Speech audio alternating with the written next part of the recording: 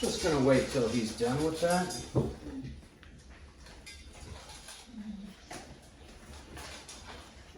Down.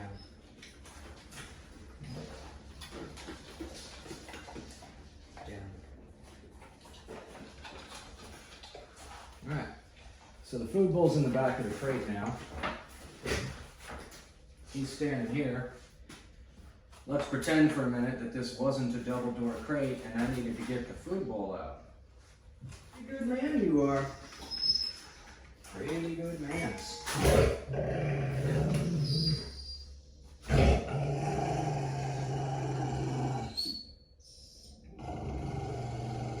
Now, good. How do I get a bowl out of a crate with a dog that's behaving like this? Right? Is one reason why I don't put dog bowls in crates with dogs who resource guard. I don't want to have to combat that every day. All right? Now, quiet. Good boy. He just settled there, so I'm going to offer him something. Now, even when you are making an offering with a dog that resource guards that intensely, you can still, they might bite your hand. Like this might not cut it. Even a piece of filet mignon might not cut it. So you gotta be careful. You gotta read the dog's temperature. I like this temperature. Now, this little piece of kibble here, stuck in between the wires, if I were to reach and try and pull that away, that's gonna provoke him. So instead of reaching in to pull that away, let me reach in to offer another one. And let me get a little closer to that piece. Another one. Let me get a little closer to that piece. Another one. Now I got it. Give that to him. Very good. Now, while I'm doing this, keep this dog intent on my offerings. I want to check this dog's temperature and see what's more important to you, to get more or to guard the empty bowl. So you got this option and you got this option.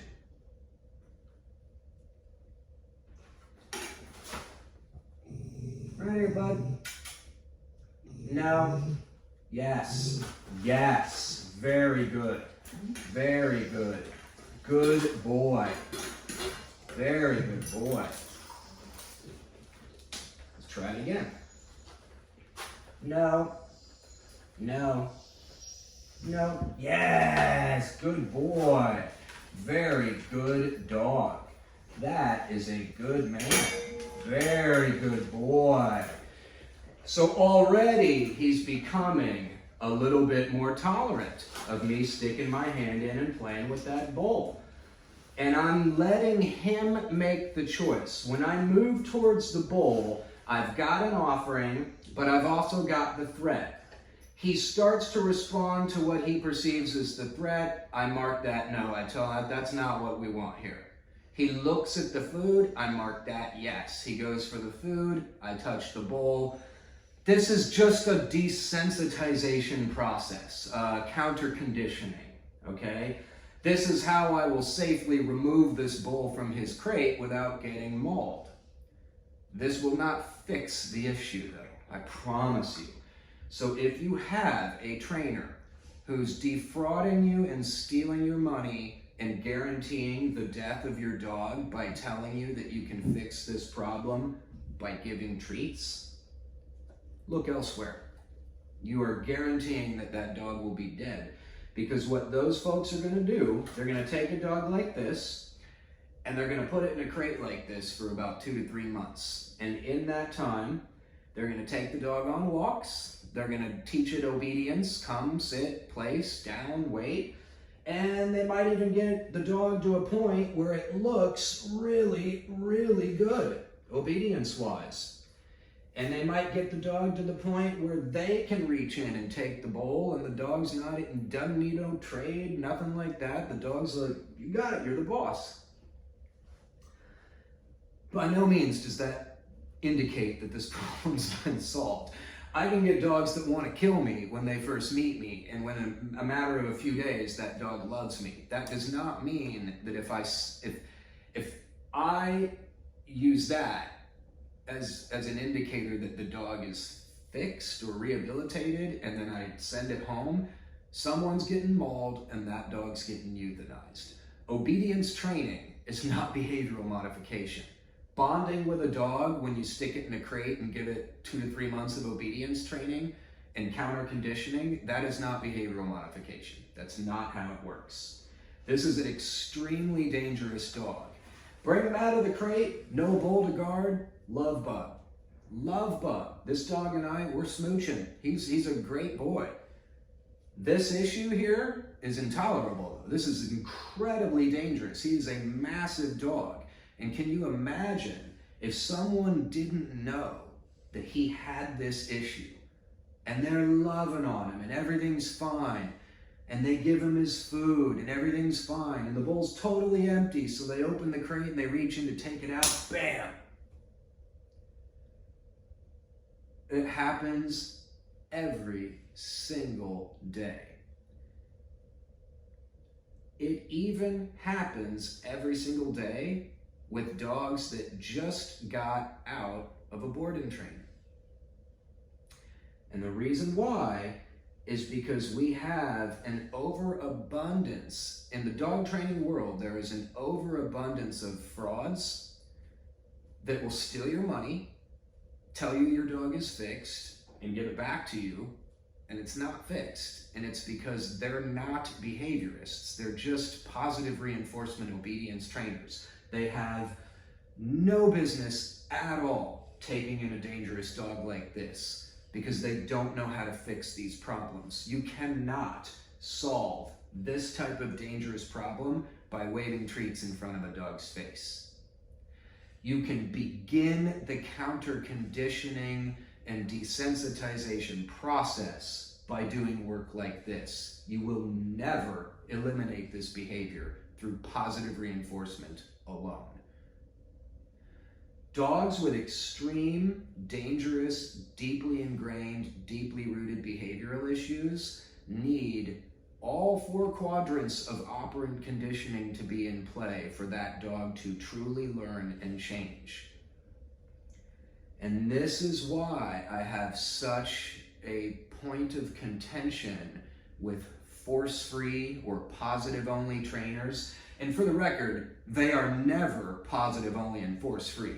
Those people usually spend a lot of time screaming at their dogs, really pissed off, and existing in a heightened state of fear. And while they may be excellent at teaching a normal dog tight obedience, really happy obedience, every other trainer worth their salt can do the same, because all of us teach obedience through positive reinforcement and negative reinforcement, giving and withholding of rewards. No trainer these days that's worth anything teaches a dog obedience through punishment. We don't teach a dog to sit by hanging it. We don't teach a dog to down by pushing it down on the ground. We use treats and we reinforce what the dog gives us when we get it right.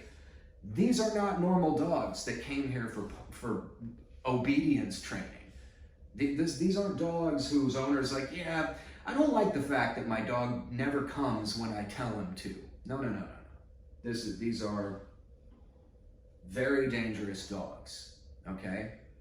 To other humans, to other people, to other dogs.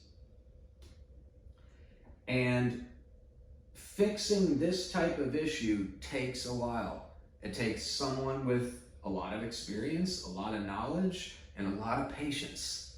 A lot of patience. If you're in a rush to get that bowl, you're getting bit. You need to bring the dog down a little. Wait. No. Wait. Very good. Very good. Yes. Very good, man. Very good. Come on, buddy. Yes. Wait.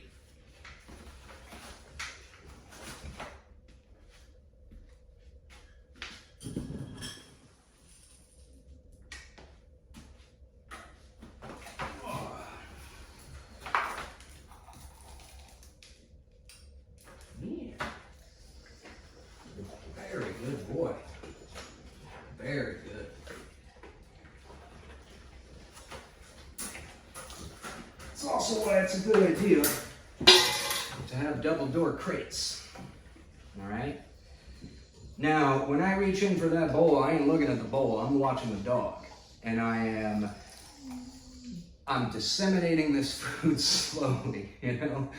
If the food runs out in my hand, the other one ain't gonna be in that crate reaching for the bowl, all right? Now, we can do this day after day after day until I get to the point where I can open up the door and take away the bowl and the dog doesn't care. But wherever this dog goes next, that will not be the case. Someone gives that dog a bowl and then wants to open it, the dog will revert right back to its original behavior. That person will also have to go through weeks and weeks of this shit, all right? The positive reinforcement only trainer won't tell them that because they don't know that. They'll just tell them the dog's fixed. And why in the hell would I pay someone else to do all this stuff if I have to do it when the dog comes home? Doesn't make any sense to me. I might pay someone else to teach me how to do it, but why would I send my dog to them for all this work if I only have to do the same thing when the dog comes home to not get bit? You know? Now, this dog's also crate aggressive too. Not with me, but with other people he has been. Meaning like when you come up to his crate to let him out, he's ready to maul you. How do you get a leash on a dog that's behaving like that?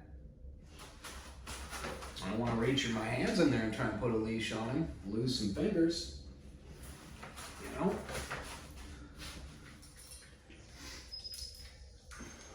No.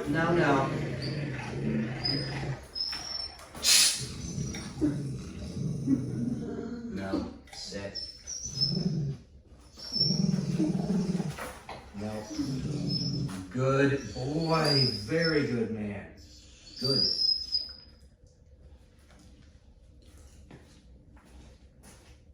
Stop.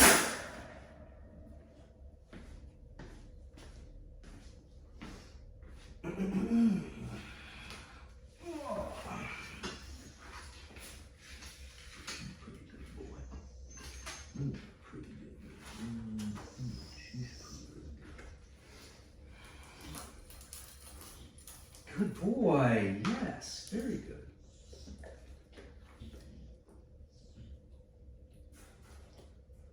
Yes, very good.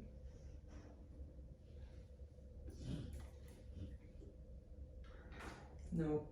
Yes, good boy. Very good. Yes, very good.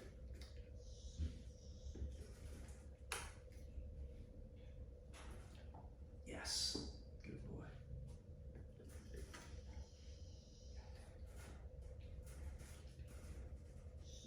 Yes.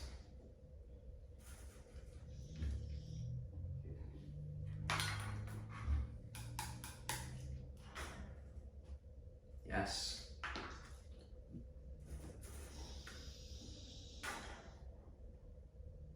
Yes. Very good, man. Very good. I'm taking him right to threshold, but I'm not pushing him past it. Or I'm trying not to. That's the goal here.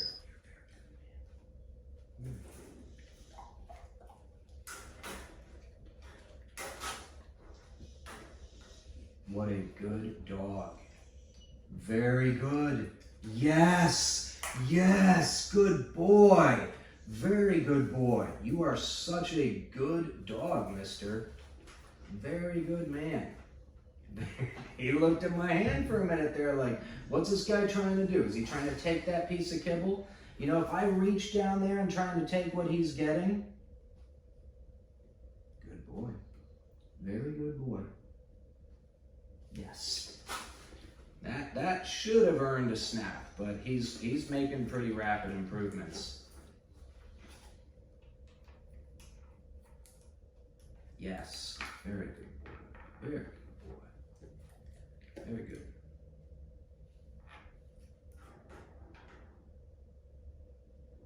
Good boy. Very good. Yes. That is a good dog. This is an example of counter conditioning. I can talk about this until the end of time and what's going on here, but it's kind of irrelevant because the owner is never going to be doing this. Because I'm going to make as much progress like this as I can. And I may in short order be able to reach right in here and handle the dog and pull bowls out and stuff, and he's not reacting at all. That doesn't mean he won't behave that way with whoever he goes home to. And God help that person if I tell them once I can take a bowl that means they can. And the dog's fixed and, you know, oh, and he sits and he heels and he comes and look at how great his obedience is. I don't give a fuck about how good a dog's obedience is if it wants to take my hand off when I'm just trying to remove an empty food bowl from his crate.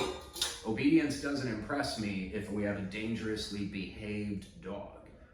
I've been to competition obedience shows where the dog that got the blue ribbon had to be crated as soon as it came off the show floor because it attacks other dogs or shits on the floor or bites people that try to pet it. So make no mistake about it, a well-obedience trained dog does not necessarily equate to a well-behaved dog. Oh, look at a big fella. You're such a good boy. Look at how good you are. No. Yes. Very good. Very good, man. You're such a good boy. You're such a good boy. Yes. Now, let's do a couple more rounds of this. Very good. Very good. Very good. Very good. Yes, a boy. Very good boy. Very good. So let's change things up a little here. Let's work with this bowl. Now, first things first, as long as my hand is on this bowl, and even if we share possession, we're not gonna get any problem. I can bring it in and I can take it out and he's not gonna guard it.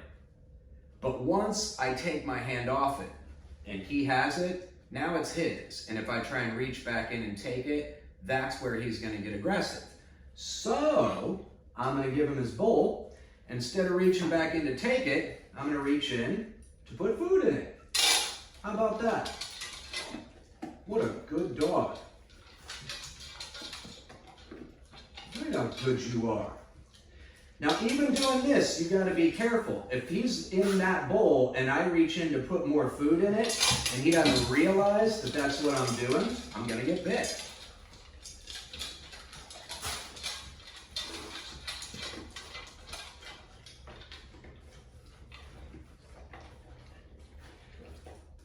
Very good. So now I'll drop a little bit there, and then I'm going to jackpot the rest of it in front of him and remove the bowl while he's eating it. Okay? Now, I just wanted to show that because this is a training exercise that I'm going to be doing with this dog a lot. But I'm not going to be feeding him most of his meals out of that bowl. I'm not going to be feeding him a single meal out of that bowl. All we're going to be doing with that bowl is training exercises.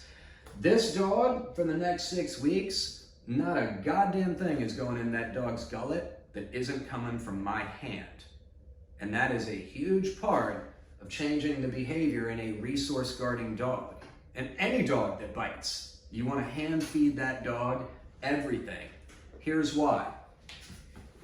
Yes, it classically conditions the dog to associate hands with rewards, which counter conditions them from going after hands and thinking that, you know, when people reach for them, they're always trying to take something they got, etc. That's part of it.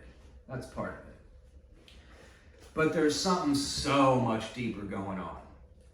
If the dog's only food source is meat coming from my hand, how important do you think I'm going to be to this dog in another week? His life depends on me giving him more food. Dogs make that connection to a degree when you're putting in a bowl and giving it to him every day. You know, we all hear the phrase, you shouldn't bite the hand that feeds you, whatever. When you are hand feeding a dog, that has a very powerful psychological effect on that dog, to where It's not just you as a being comes in and drops stuff into my bowl that then belongs to me. Nothing ever belongs to this dog. You're gonna own my hand? It's attached to me. When it's empty, I move it away. And you're not gonna bite it if food keeps coming back into it, and there's never a time where you can own it, where it's not attached to me. If I could detach and reattach my hand, it would be just like a bowl. If I put it in the crate and put food in it, and then tried to reach in to take my hand, he'd bite the other one reaching for it.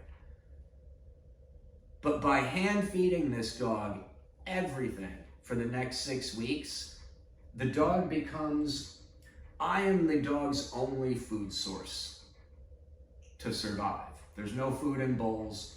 There's no food on the ground. You better believe I'm sweeping up in here before I let I don't want to be letting dogs out of the crate and having them come up here to try and lick these treats and having him blow up on those dogs. It's not a good idea. I don't want him coming out and being able to scavenge on the ground. Everything you're gonna get moving forward is coming from my hand.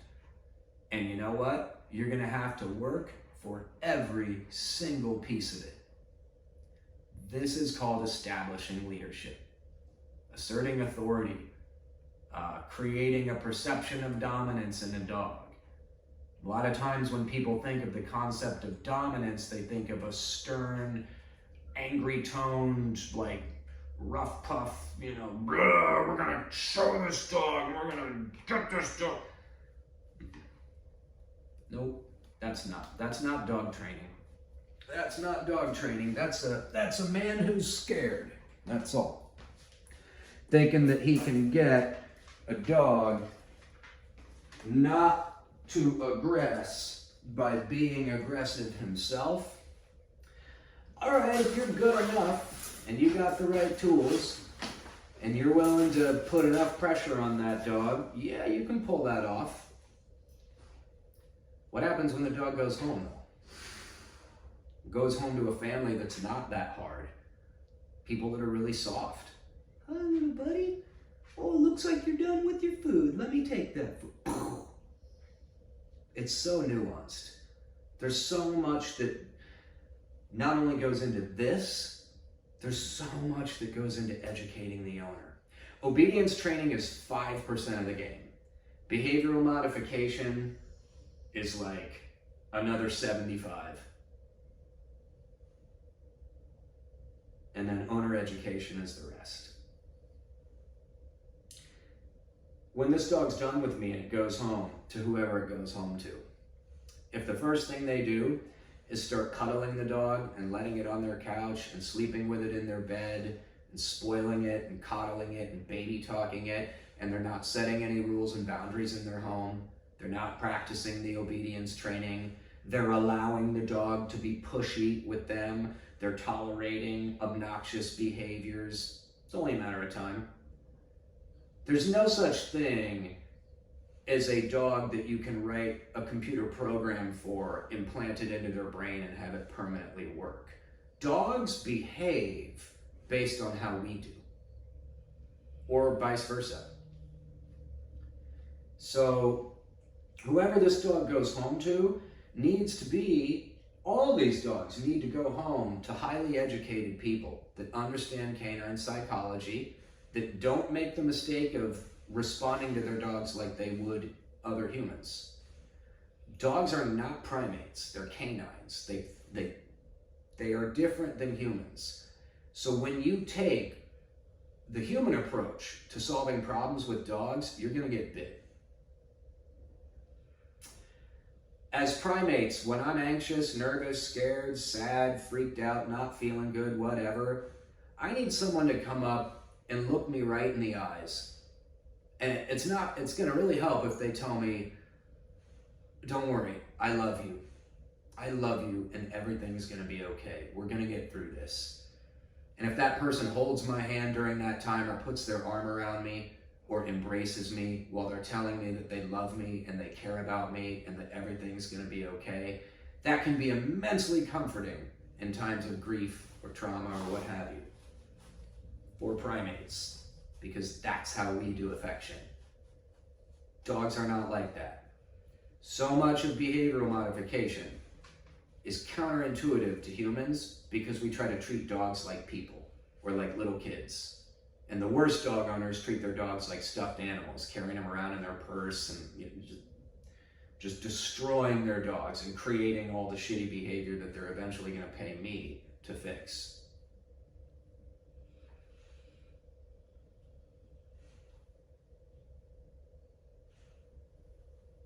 Dogs don't follow love. This is a very unpopular truth about dogs because we romanticize dogs. We grew up on Lassie and My Dog Skip and Marley and Me, and we all have this romanticized notion of dogs that they're just these abundantly loving, completely innocent creatures, and you know, the only thing we should ever do is just love them because that's all they are, is love. And I know people that will speak of a dog like that has mauled children. It's disgusting. It is insane. A dog that mauled a child to be spoken about like it never did anything wrong. And it was just the best dog. Fuck that. If a dog mauls a child, that dog needs to be euthanized. I will never take a dog that has severely mauled a child. These animals have big teeth and strong jaws. They can deliver a dozen bites in a matter of seconds, and they will.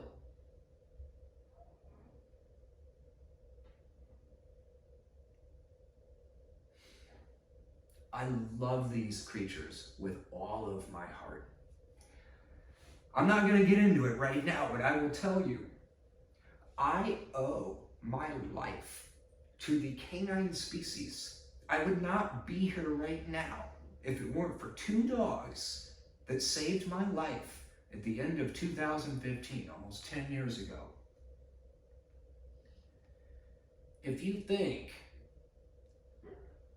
that I'm gonna stay silent about dogs dying unnecessarily because people are fraudulent, dishonest, negligent, irresponsible, insecure, caring more about protecting their reputation than saving dogs, that is so wrong. And that is what gets these amazing creatures killed, is the overzealousness of the fur baby freaks of this world that treat these animals like they're little kids.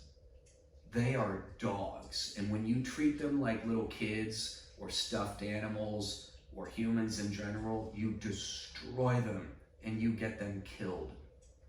When you treat them like dogs, they shine, they thrive, they live, they survive, they experience happiness, and they don't relapse. Every one of these fosters I see snuggling with a dog like this on their couch, I'm like, it's a ticking time bomb. And every time I say it, some fucking idiot goes, I've got a bunch of dogs that are big pit bulls. I let them on my couch. I've never had any problems. Fuck you.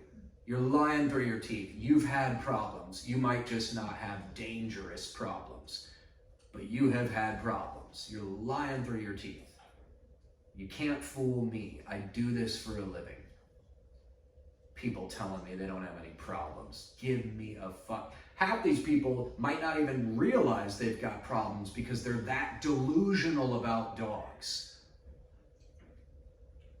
My dog's never bitten anyone. No, but your house is covered in shit and urine. The dog screams its brains out 24 hours a day. It jumps the fence and escapes every once in a while. It growls at company. It growls at kids. It growls at other dogs, but it's never bitten anything.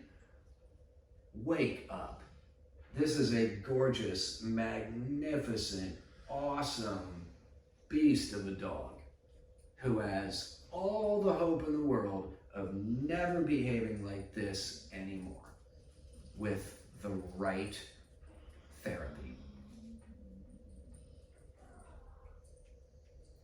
But if I think for 1 second I can love this dog into stopping that behavior, I'm smoking crack.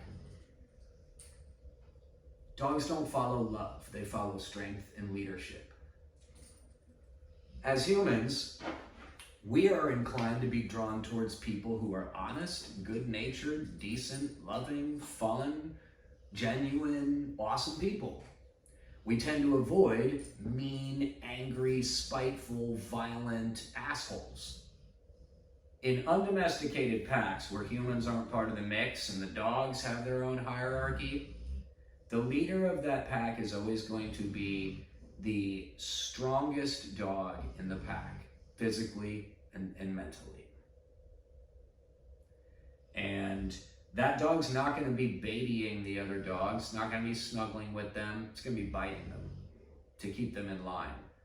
Because you know what the alpha's job is? There's one job. One job. Well, besides breeding, the alpha has one job: maintain order for the survival of the pack as a whole. The alpha's job is to prevent fights from breaking out. And I hope I'm getting somewhere with this.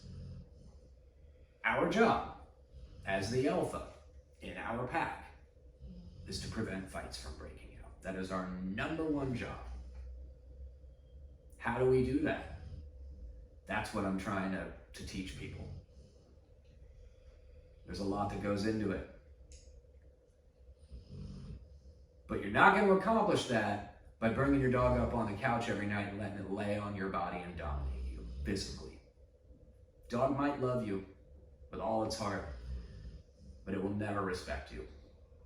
Unless you are so good at training and molding and shaping canine behavior that it's irrelevant. The dog knows its place in the home, even though it lays on your lap every night on the couch. But the average dog owner who makes that claim is just completely delusional and doesn't even know what obedience is, what good behavior is.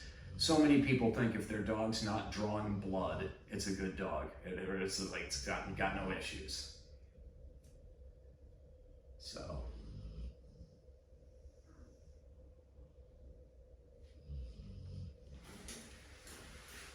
That doesn't mean that I don't love on dogs, okay? We just had ourselves a session. He did some good work for me. Yes, you're good.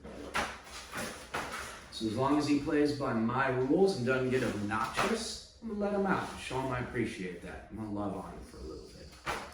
Look at how wonderful this dog is, right? But if you don't know how to handle these dogs, this is what I want 24/7. This is the dog I want when I'm reaching for a food bowl. Okay? And I'm gonna get there with this dog, but I'm not gonna get there doing this. This is the reward at the end of the work.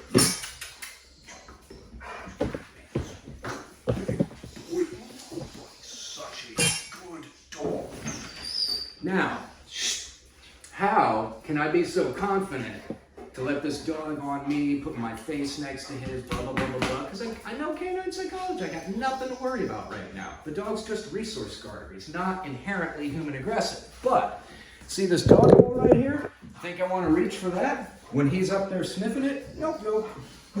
I want to send him away from it. Now, eventually I'm going to teach this dog how to out on command. So if he's sitting in front of a food bowl, or he's got something in his mouth and I say out, he's going to drop it and walk away from it. But for now, he's going to go back in his crate, and he's going to lie down, and he's going to shut up. Crate. Bye-bye.